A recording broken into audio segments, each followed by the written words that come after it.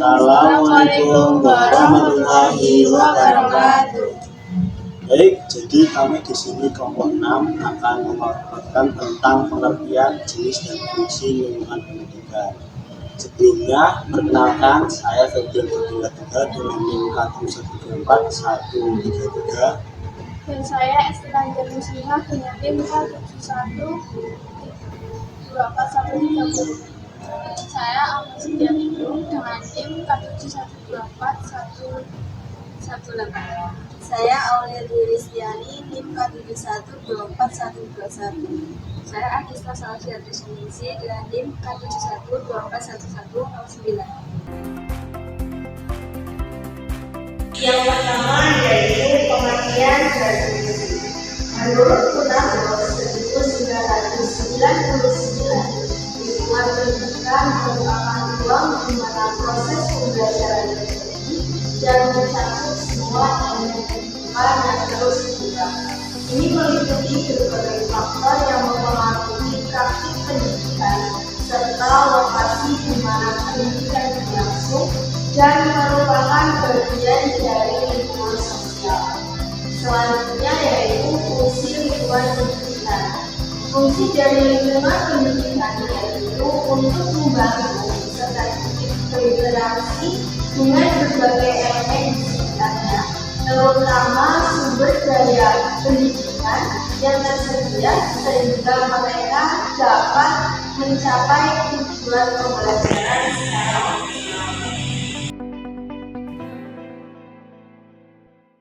Baik, yang selanjutnya adalah jenis lingkungan pendidikan. Jadi menurut Ki Hajar Dewantara, lingkungan pendidikan dibagi menjadi 3, atau yang bisa kita sebut sebagai tri pusat pendidikan, yaitu lingkungan yang pertama, lingkungan rumah. Jadi lingkungan rumah ini sebagai tempat pertama anak dalam mendapatkan tauladan, kemudian nilai-nilai kebaikan, kemudian diajarkan kebiasaan baik oleh kedua orang tua. Yang kedua, lingkungan sekolah, yaitu sebagai tempat utama anak dalam menimba ilmu pengetahuan, kemudian mendapatkan keterampilan dasar, atau anak dikenalkan beberapa macam budaya. Yang ketiga, lingkungan masyarakat, yaitu di lingkungan masyarakat ini sebagai pendukung dan pelengkap pendidikan formal anak dan sebagai kontrol terhadap pendidikan karakter anak sehingga anak bisa memiliki jiwa bersosial. Yang selanjutnya adalah pola terbalik antara lingkungan pendidikan dan perkembangan strategi.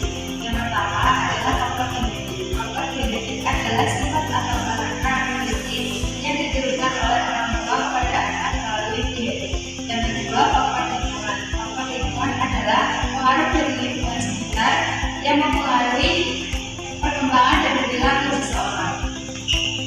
Yang selanjutnya proses perkembangan strategi hanya dipengaruhi oleh genetik dan lingkungan, tetapi juga oleh perkembangan fisik dan mental yang terjadi secara alami, motivasi internal untuk belajar, serta kondisi emosional yang mendukung pembentukan identitas diri dan regulasi emosi.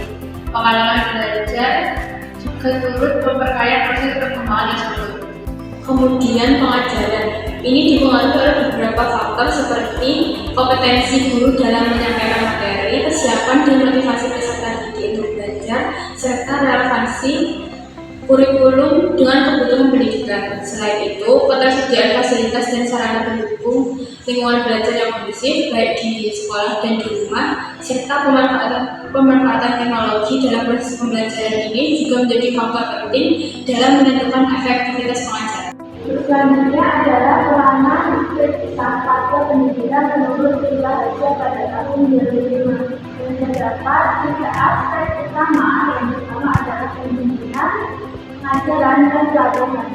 Yang pertama adalah pendidikan dalam upaya pemanfaatan sosial dari budaya. Dalam pendidikan ini bertujuan untuk membentuk karakter dan kepribadian seseorang atau individu yang selaras dengan nilai-nilai yang ada, nilai-nilai budaya yang ada di masyarakat.